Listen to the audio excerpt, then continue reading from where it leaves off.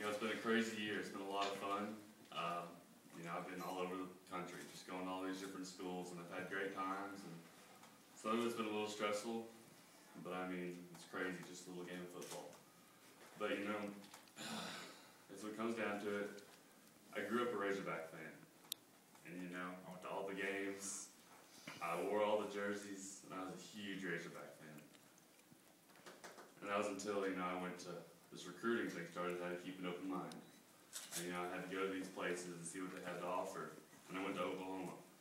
That was something really special. And, they have a great staff up there. They've got great facilities. And there's an awesome program. And, how can you compete with something like that? And, I kind of took a break this summer, kind of went back and sat down and just really thought about it and prayed about it with my family. And